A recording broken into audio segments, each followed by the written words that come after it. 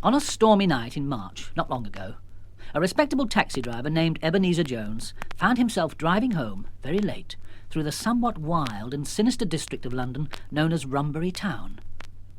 Mr. Jones was passing the long, desolate piece of land called Rumbury Waste when, in the street, not far ahead, he observed a large, dark, upright object moving slowly from one side of the street to the other. Mr. Jones had approached to within about 20 yards of this object when a motorcyclist with a pillion passenger shot by him at a reckless pace and cutting in very close. Mr. Jones braked sharply, looking in his rearview mirror, and when he looked forward again, he saw that the motorcycle must have struck the upright object in passing, for it was now lying on its side, just ahead of his front wheels. He brought his taxi to a halt. Not but what I dare say I'm being foolish, he thought. There's plenty in this part of town that's best left alone. But you can't see something like that happen without stopping to have a look. He got out of his cab. What he found in the road was a large black bird, almost 2 feet long, with a hairy fringe round its beak. At first he thought it was dead, but as he got nearer, it opened one eye slightly and then shut it again. Poor thing, it's probably stunned, thought Mr. Jones. And he went back to his cab for the bottle of brandy and teaspoon he always carried in the toolkit in case lady passengers turned faint. Now, it's not at all easy to give brandy to a large bird lying unconscious in the road. After 5 minutes there was a good deal of brandy on the cobbles, and some up Mr. Jones's sleeve, and some in his shoes. But he couldn't be sure that any had actually gone down the bird's throat. The difficulty was that he needed at least 3 hands, one to hold the bottle, one to hold the spoon, and one to hold the bird's beak open. If he prized open the beak with the handle of the teaspoon, it was sure to shut again before he'd time to reverse the spoon and tip in some brandy. Suddenly, a hand fell on Mr. Jones's shoulder. "Just what do you think you're doing?" inquired one of 2 policemen who had left their van and was standing over him. The other sniffed in a disapproving manner. Mr. Jones straightened slowly. I was just giving some brandy to this rook," he explained. He was rather embarrassed because he'd spilt such a lot. "Rook? That's no rook," said the officer who had sniffed. "That's a raven. Look at its hairy beak." "Well, whatever it is, it's stunned," said Mr. Jones. "A motorbike hit it." "Ah," said the other officer, "that'll have been one of the pair who just pinched 30,000 quid from the bank in the High Street. It's the Cash and Carrot boys, the ones who've done a lot of burglaries round here lately. Did you see which way they went?" "No," said Mr. Jones, tipping up the raven's head, "but they'll have a dent on their bike. Could one of you hold the bottle for me?" "You don't want to give him brandy. Hot sweet tea's what you want to give him." "That's right," said the other policeman, "and an ice pack under the back of his neck. Burn feathers in front of his beak. Slap his hands. Undo his shoelaces. Put him in the fridge." "He hasn't got any shoelaces," said Mr. Jones, not best pleased at all by this advice. "If you aren't going to hold the bottle, why don't you go and catch the blokes that knocked him over?" "Ah, well, they'll be well away by now. Besides, they carry guns." "We'll go back to the station," said the first policeman, "and you'd better not stay here, giving intoxicating liquor to a bird, or we might have to take you in for loitering in a suspicious manner." "Well, I can't just leave the bird here in the road," said Mr. Jones. "Take it with you, then." "Well, can't you take it to the station?" "Not likely," said the second policeman. "No facilities for ravens there."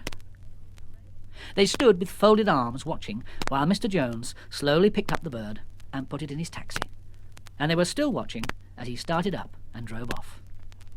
So, that was how Mr. Jones happened to take the raven back with him to number 6 Rainwater Crescent, northwest 3½, on a windy March night. When he got home, nobody was up, which was not surprising since it was after midnight. He would have liked to wake his daughter Arabel, who was fond of all birds and animals, but since she was quite young, she hadn't started school yet, he thought he'd better not. And he knew he must not wake his wife Martha, because she had to be at work at Round and Round, the gramophone shop in the High Street, at 9 in the morning. He laid the raven on the kitchen floor, opened the window to give it air, put on the kettle for hot sweet tea, and while he had the match lit, burned a feather duster under the raven's beak. Nothing happened except that the smoke made Mr. Jones cough. He saw no way of slapping the raven's hands or undoing its shoelaces, so he took some ice cubes and a jug of milk from the fridge. He left the fridge door open because his hands were full, and anyway, it usually swung shut by itself. With great care, he slid a little row of ice cubes under the back of the raven's neck. The kettle boiled, and he made the tea. A spoonful for each person, and one for the pot. 3 in all. He also spread himself a slice of bread and fish paste, because he didn't see why he shouldn't have a little something as well as the bird.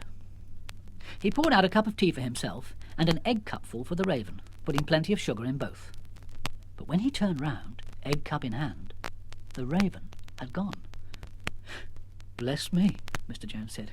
"There's ingratitude for you. After all my trouble. I suppose he flew out of the window. Those ice cubes certainly did the trick quick.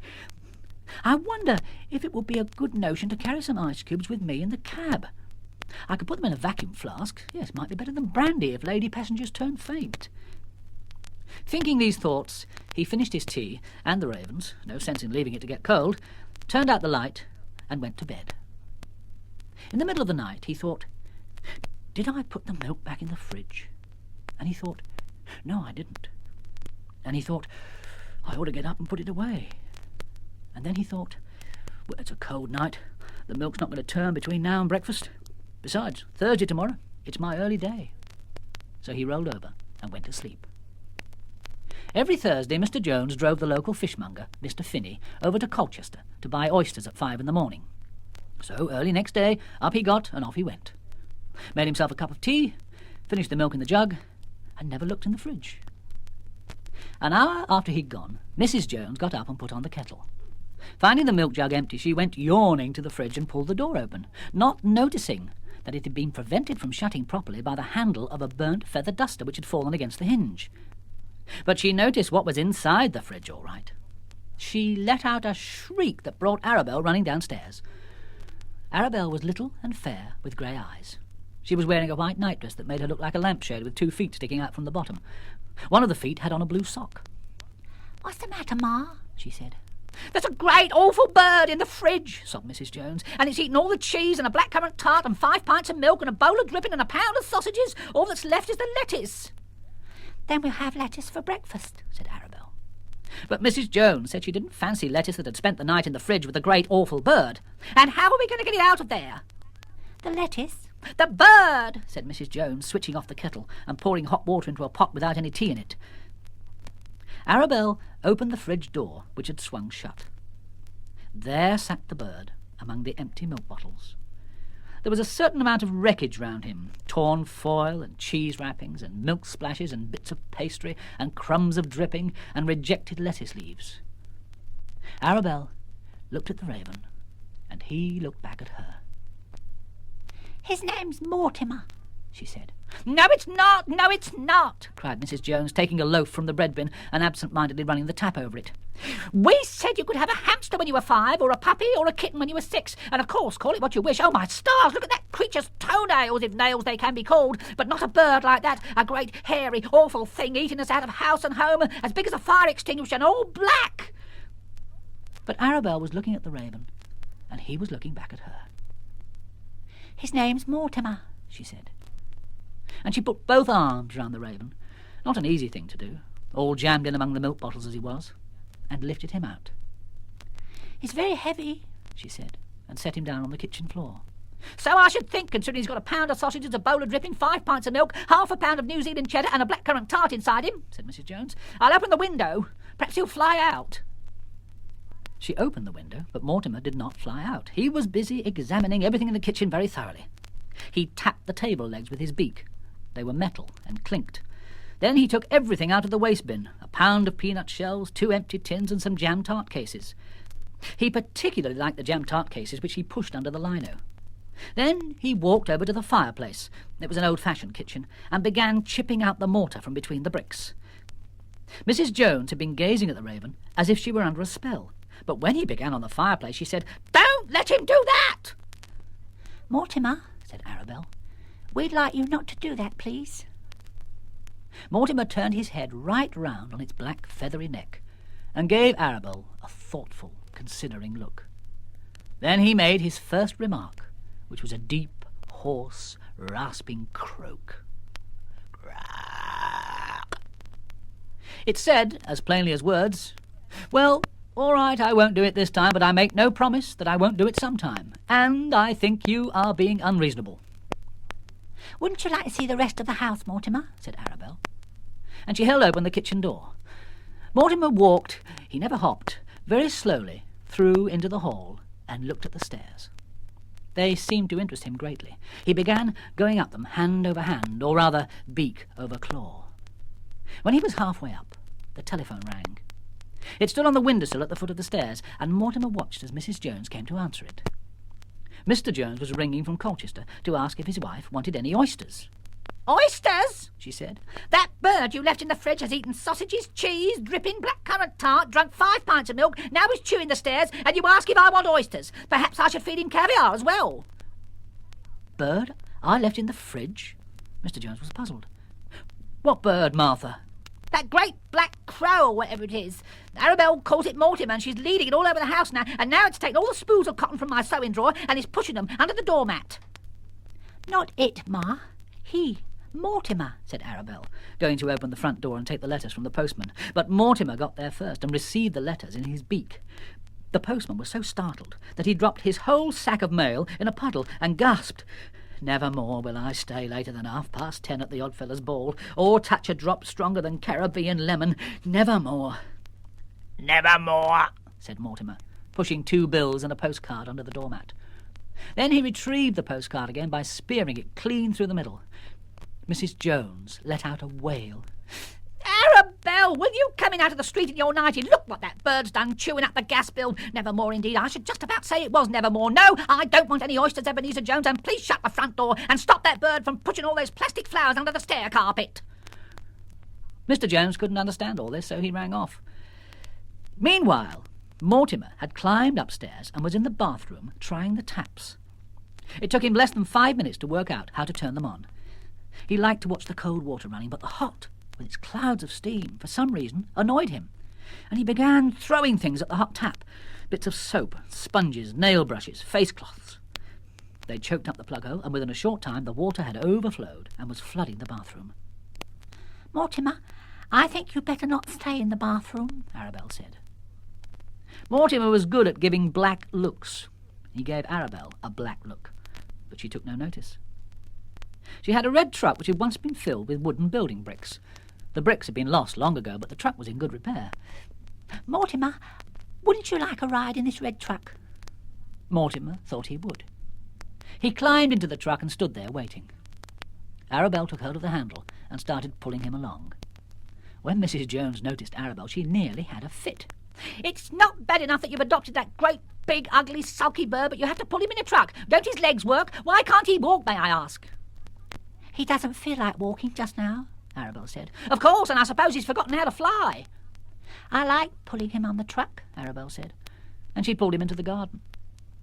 Presently Mrs. Jones went off to work at Round and Round, the gramophone shop, and Granny came in to look after Arabel.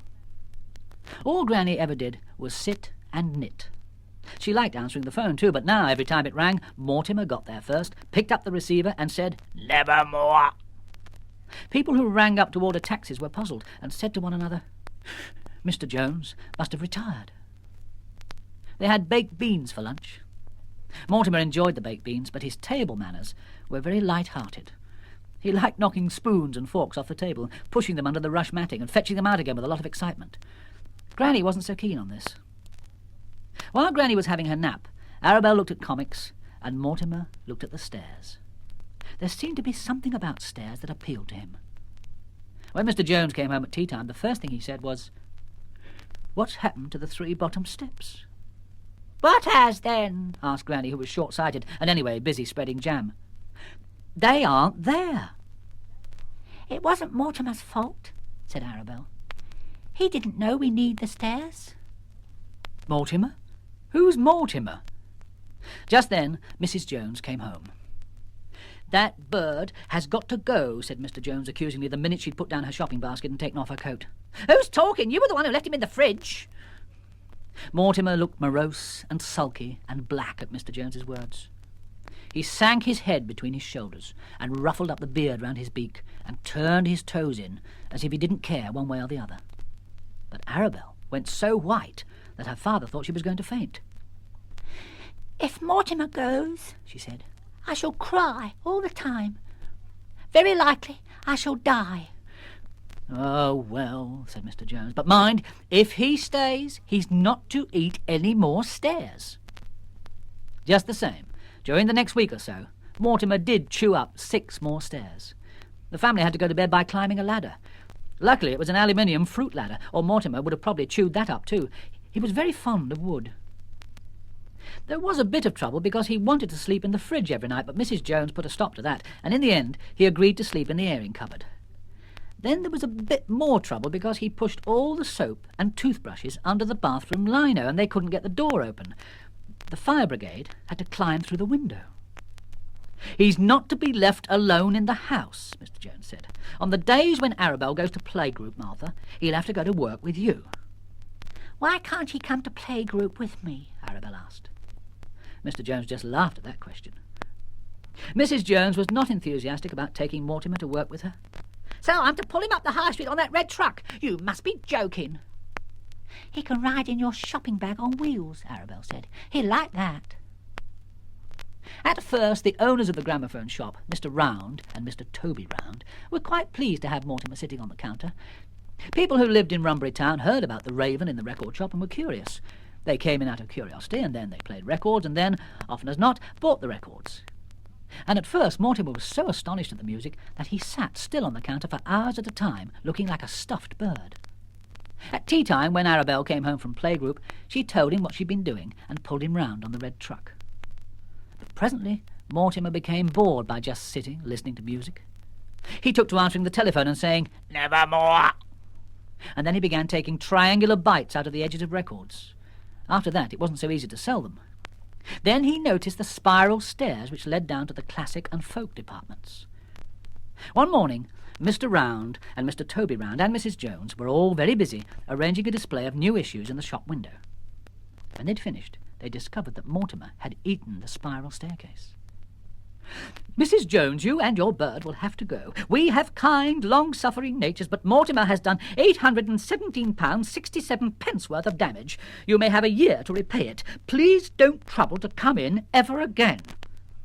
"Glad I am I haven't such a kind, long-suffering nature," snapped Mrs. Jones, and she dumped Mortimer on top of her wheeled shopping basket and dragged him home.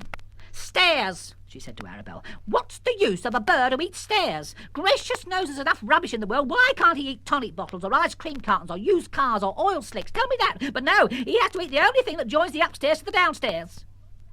"Nevermore," said Mortimer. "Oh, tell that to the Space Cavalry," said Mrs. Jones. Arabel and Mortimer went and sat side by side on the bottom rung of the fruit ladder, leaning against one another and very quiet. "When I'm grown up," Arabel said to Mortimer, "we'll live in a house with 100 stairs, and you can eat them all." Meanwhile, since the bank raid on the night Mr. Jones had found Mortimer, several more places in Rumbury Town had been burgled.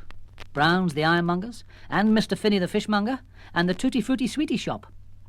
On the day after Mrs. Jones left Round and Round, she found another job at Peter Stone the jeweller's in the High Street.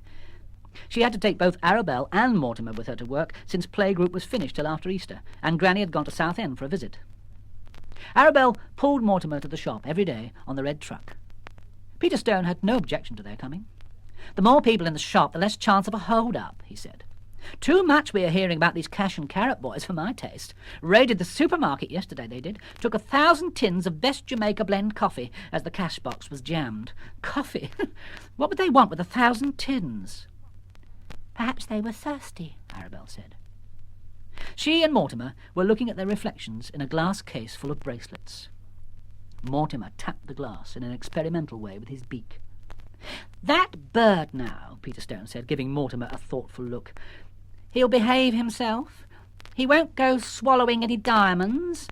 That brooch he's looking at now is worth £40,000. Mrs. Jones drew herself up. "Behave himself? Naturally he'll behave himself. And any diamonds he swallows I guarantee to replace." A police sergeant came into the shop. "I've a message for your husband," he said to Mrs. Jones. "We've found a motorbike, and we'd be glad if he'd step up to the station and say if he can identify it as the one that passed him on the night the bank was robbed." And then he saw Mortimer. "Is that the bird that got knocked over? He'd better come along as well. We can see if he fits the dent in the petrol tank." "Nevermore," said Mortimer, who was eyeing a large clock under a glass dome. "Here, he'd better not talk like that to the super," the sergeant said, "or he'll be charged with obstructing the police."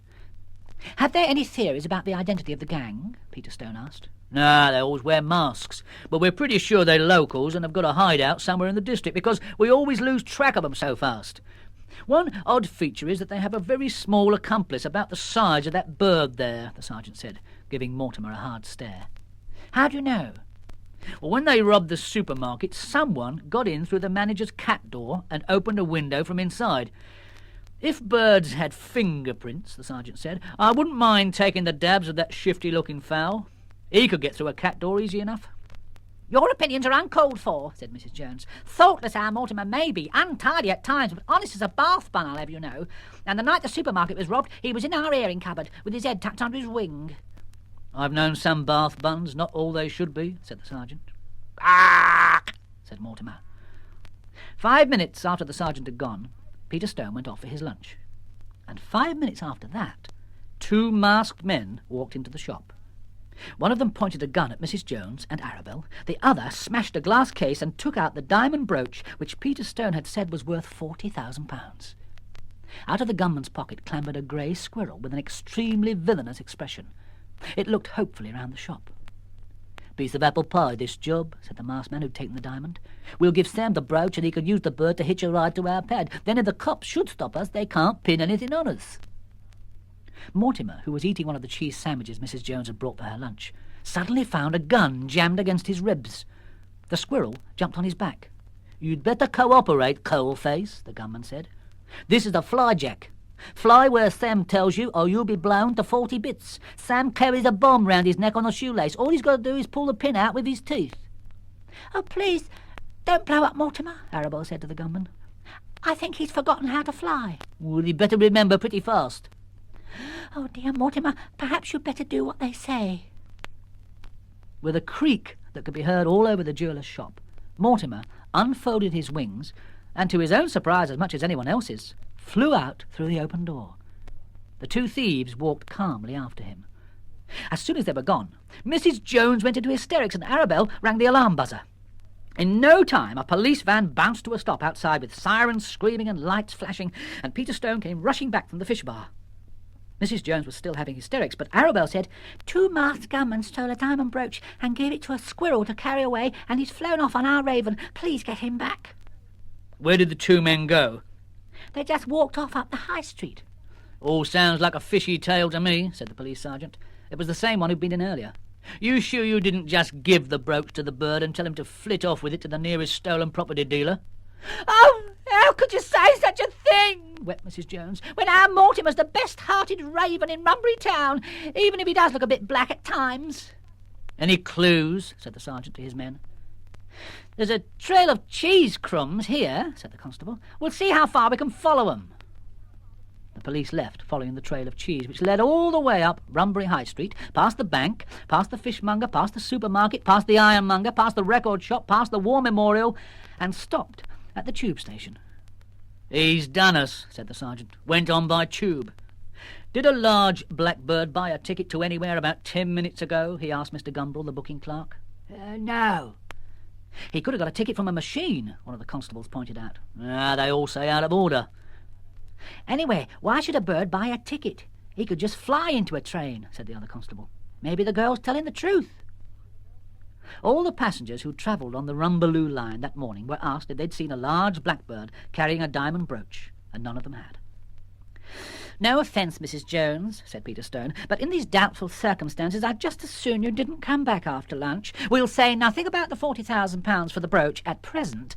Let's hope the bird is caught with it on him. He didn't take it, said Arabel. You'll find out. Arabel and Mrs. Jones walked home to number 6 Rainwater Crescent. Arabel was pale and silent, but Mrs. Jones scolded all the way. Any bird with a scrap of gumption would have taken the brooch off that wretched little rat of a squirrel. Ashamed of himself he ought to be. Nothing but trouble and aggravation we've had since Mortimer's been in the family. Let's hope that's the last of him. Arabel said she didn't want any tea and went to bed and cried herself to sleep. When he got home that evening, Mr. Jones went up to the police station and identified the motorbike as the one that had passed him the night the bank had been robbed. Good, said the sergeant. We found a couple of black feathers stuck to a bit of grease on the tank. If you ask me, that bird's up to his beak in all this murky business. Well, how could he be? Mr. Jones said. He was just crossing the road when the bike went by. Maybe they slipped him the cash as they passed. In that case, we'd have seen it, wouldn't we? Do you know who the bike belongs to? It was found abandoned on the Rumbaloo line embankment, where it comes out the tunnel. We've a theory, but I'm not telling you. Your family is under suspicion. Don't leave the district without informing us. Mr. Jones said he had no intention of leaving.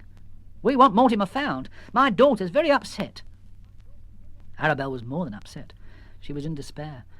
She wandered about the house all day, looking at the things that reminded her of Mortimer.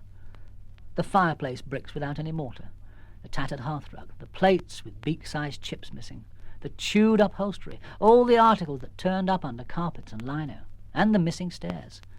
The carpenter hadn't come yet to replace them, and Mr. Jones was too dejected to nag him.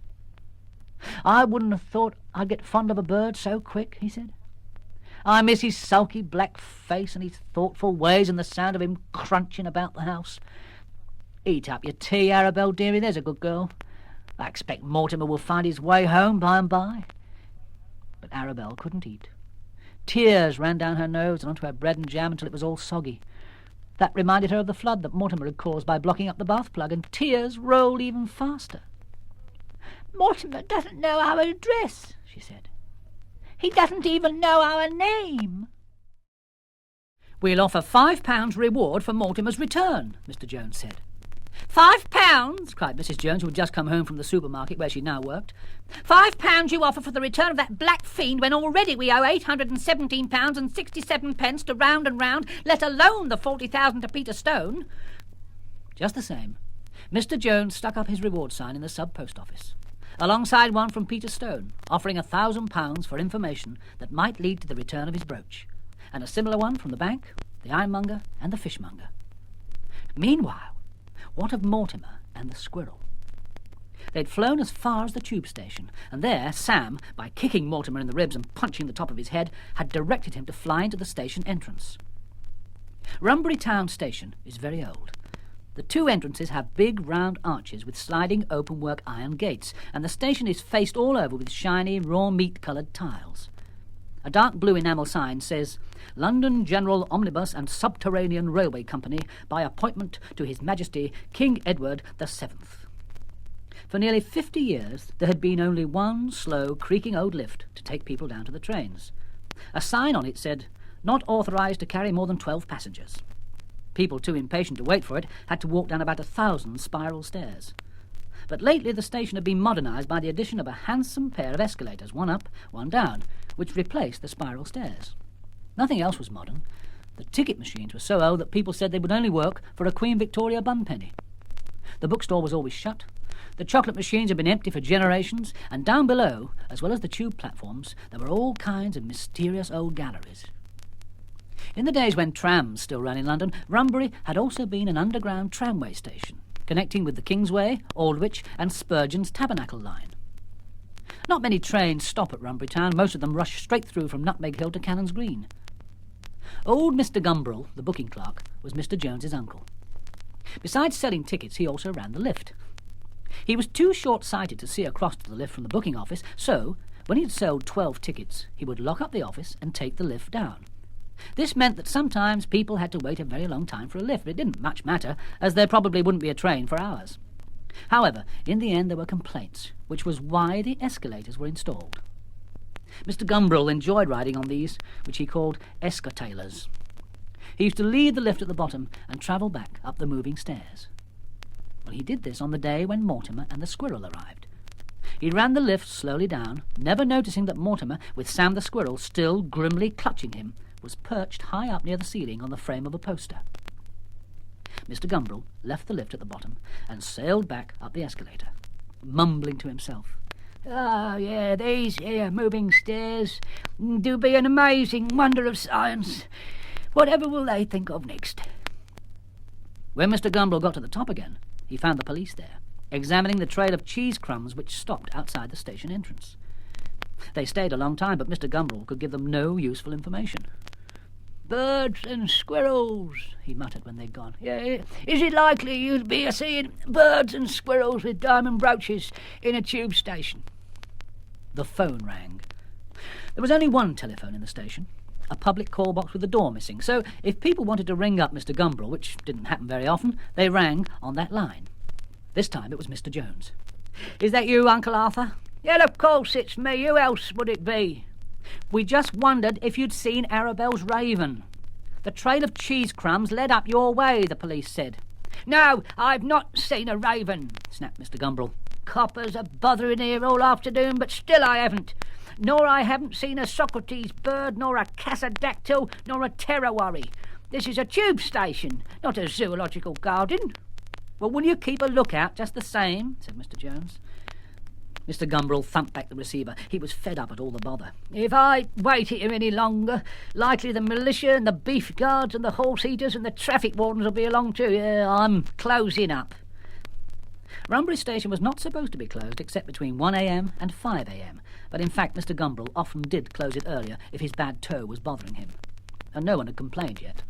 Even if me toe ain't aching now, likely it'll start any minute with all this willocking about, Mr. Gumbrel argued to himself.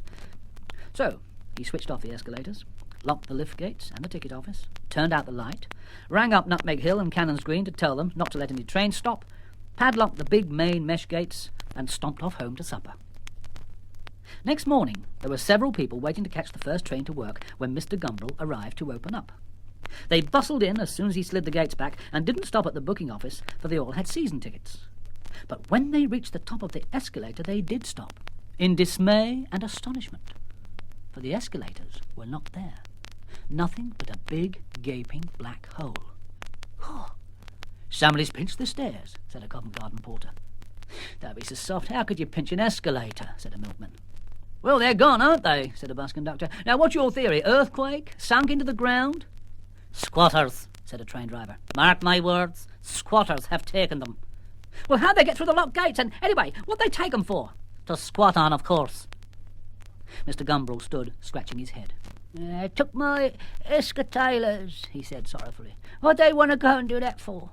If they'd have took the lift now, I wouldn't have minded near as much. Well, all you lot will have to go down in the lift anyways. There ain't 12 of you, so it's all right." It wasn't all right, though. When he pulled the lever that ought to have brought the lift up, nothing happened. "And I'll tell you why," said the train driver, peering through the closed top gates. "Someone's been and chawed through the lift cable." "Sawed through it?" "No, kind of chewed or haggled through. All right, messy job. Luckily the current was switched off, or whoever done it would have been frizzled like popcorn." "Someone's been sabotaging the station," said the bus conductor. "Football fans is my guess." "Hippies, more like." "Someone ought to tell the cops." Cops," grumbled Mr. Gumbrel. "Not likely, yes. Had enough of them in yesterday, scavenging about for ravens and squirrels." Another reason why he didn't want the police called in was because he didn't want to admit that he'd left the station unattended for so long. But the early travellers, finding they couldn't get a train there, walked off to the next stop down the line, Nutmeg Hill. They told their friends at work what had happened, and the story spread. Presently, a reporter from the Rumbury Borough News rang up the tube station for confirmation of the tale. "Is that Rumbury Station? Can you tell me, please, if the trains are running normally?" "Nevermore," croaked a harsh voice, and the receiver was thumped down. "You'd better go up there and have a look round," said the editor, when his reporter told him of this puzzling conversation. So, the reporter, his name was Dick Otter, took a bus up to the tube station.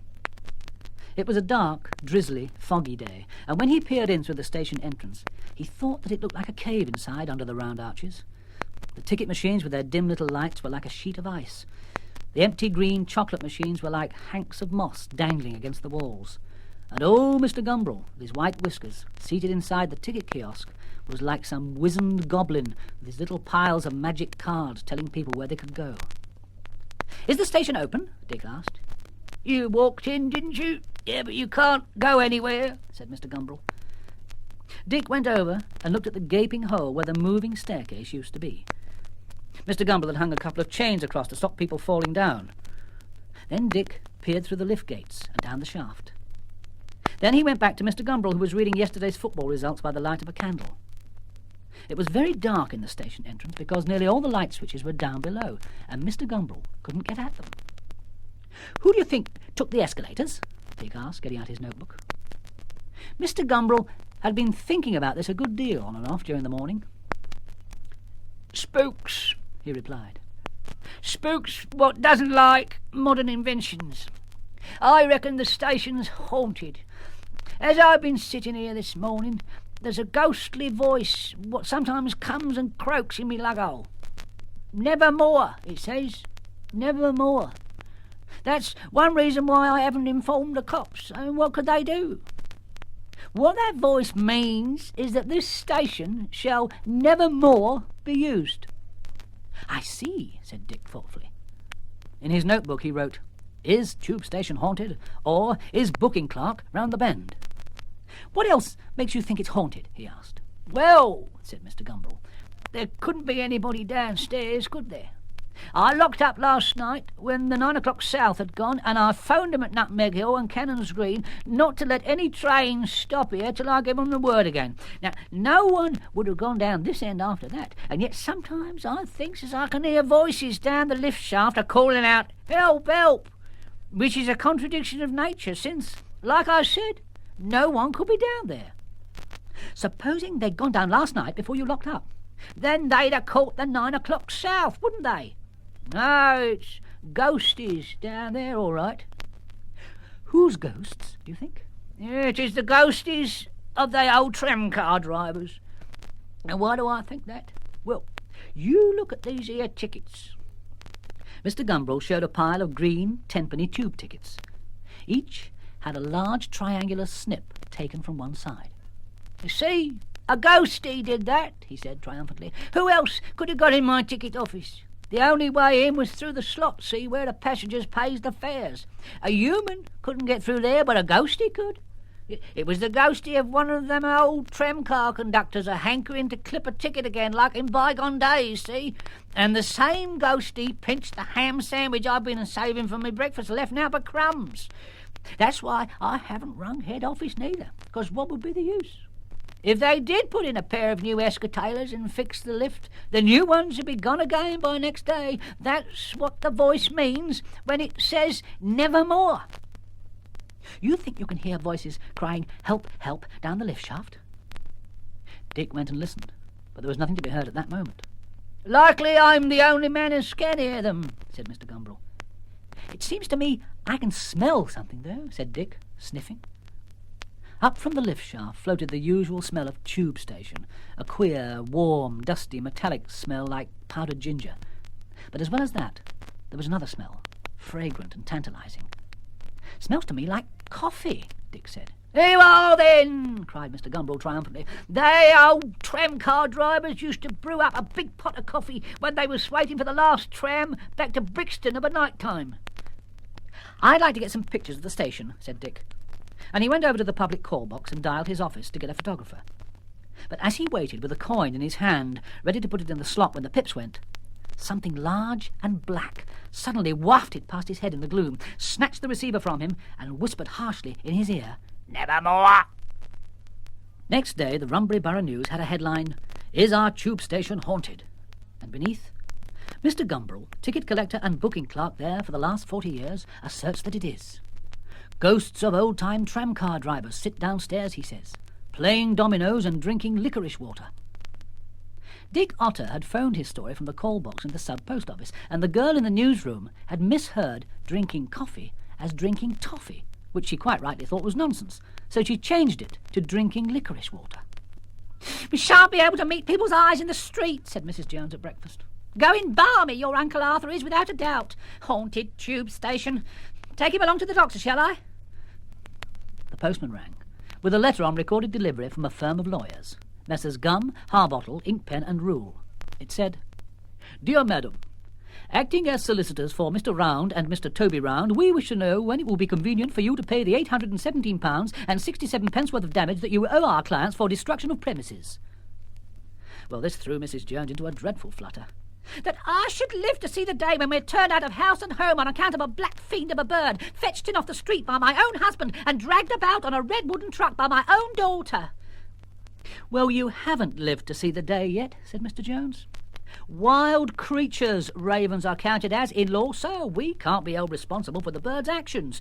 I'll go round and tell them so, and you better do something to cheer up Arabel. I'd never seen a child so thin and mopey. He drove his taxi up to Round and Round, the record shop. But strangely enough, neither Mr. Round nor Mr. Toby Round was to be seen. The place was locked, silent, and dusty. After trying to persuade Arabel to eat her breakfast, which was no use as Arabel wouldn't touch it, Mrs. Jones decided to ring Uncle Arthur and tell him he should see a doctor for his nerves. She called up the tube station, but the telephone rang and rang, and nobody answered. In fact, the reason for this was that a great many sightseers, having read the piece in the newspaper, had come to stare at the station. And Mr. Gumbrel was having a fine time telling them all about the ways of the old tramcar drivers. While Mrs. Jones was still holding the telephone and listening to the bell ring, another bell rang, louder, the front door bell. Trouble, trouble, nothing but trouble, grumbled Mrs. Jones. Here, Arabel, lovey, hold the phone and say, hello, Uncle Arthur, Mum wants to speak to you if he answers, will you? Yes, I'll go and see who's at the front door. Arabel took the receiver, and Mrs. Jones went to the front door, where there were two policemen. She let out a screech. Ah, it's no use that pair of sharks sending you to arrest me for their £817. I haven't got it if you were to turn me upside down and shake me till September. The police looked puzzled, and one of them said, I reckon there's some mistake. We don't want to turn you upside down. We came to ask you if you recognise this. He held out a small object in the palm of his hand. Mrs. Jones had a close look at it.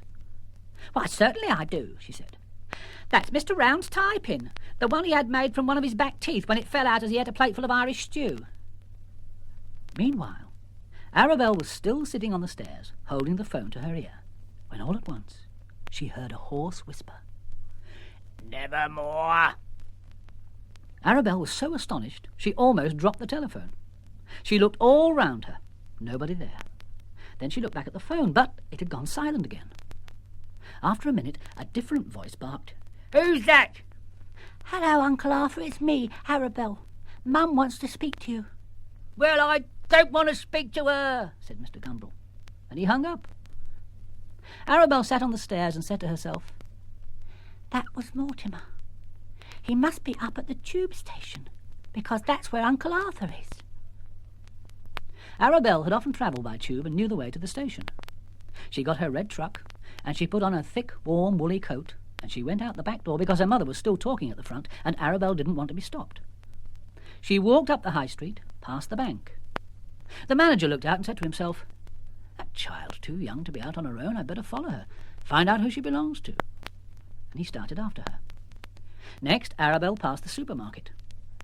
The manager looked out and said to himself, That's Mrs. Jones's little girl.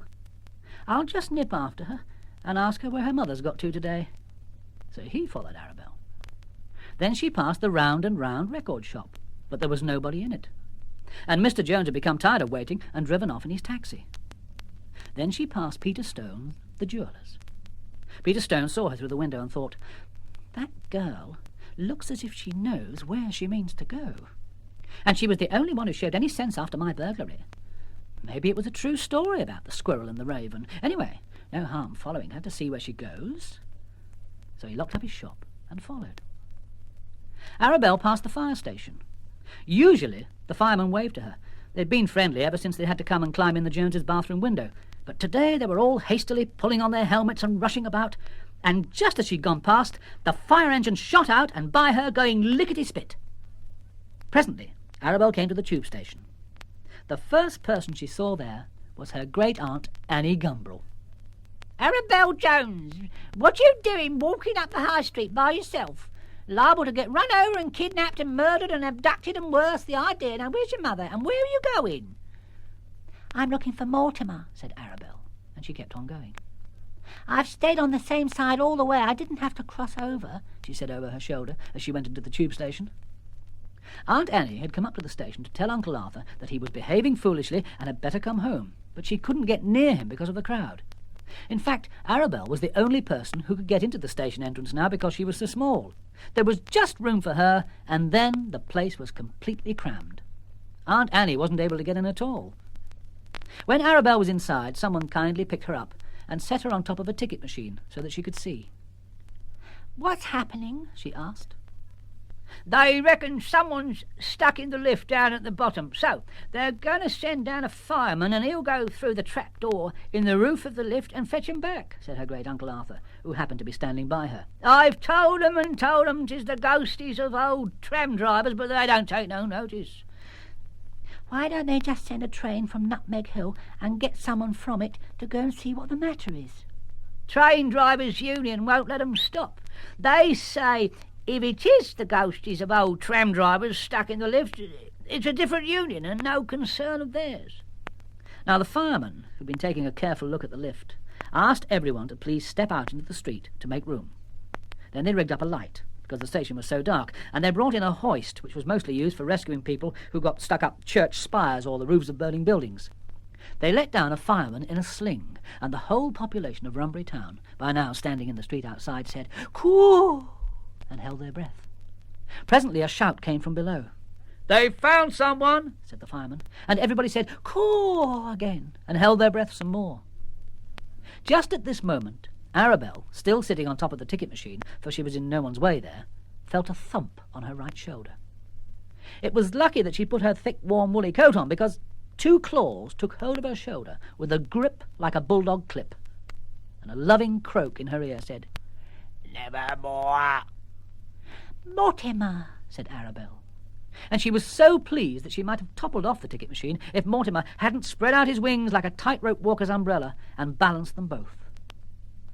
Mortimer was just as pleased to see Arabel as she was to see him.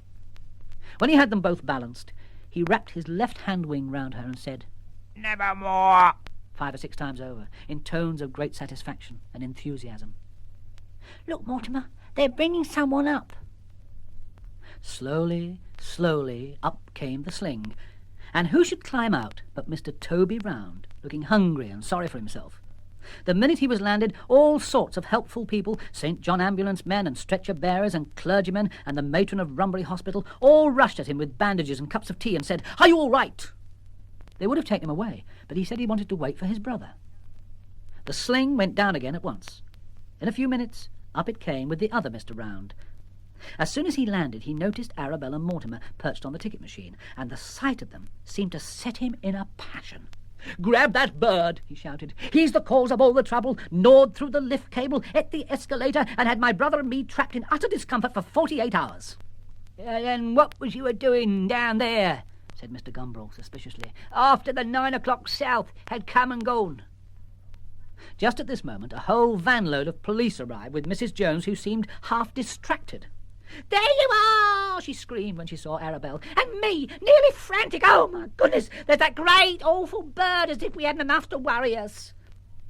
But the police swarmed about the Round brothers, and the sergeant said, "I have a warrant to arrest you two on suspicion of having pinched the cash from the bank last month, and if you want to know why we think it's you that did it, it's because we've found your tooth tie-pin left behind in the safe and one of Toby's fingerprints on the abandoned motorbike, and I shouldn't wonder if you did the jobs at the supermarket and the jewellers and all the others too." "It's not true!" shouted Mr. Toby Round. "We didn't do it! We didn't do any of them! We were staying with my sister-in-law at Romford on each occasion. Her name's Mrs. Flossie Wilkes, and she lives at 2001 Station Approach. If you ask my opinion, that raven is the thief." But the sergeant had pulled Mr. Toby Round's hand from his pocket to put a handcuff on it, and when he did so, what should come out as well but Sam the squirrel? And what should Sam be clutching in his paws but Mr. Peter Stone's diamond brooch? So everybody said, "Coo!" again, and Mr. Round and Mr. Toby Round were taken off to Rumbury Hill Police Station.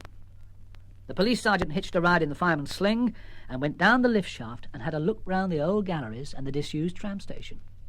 He found the money that had been stolen from the bank, all packed in the plastic dustbins that had been stolen from Brown's the ironmonger's, and he found 999 of the 1,000 tins of best Jamaica blend coffee stolen from the supermarket, and a whole lot of other things that must have been stolen from different premises all over Rumbury town.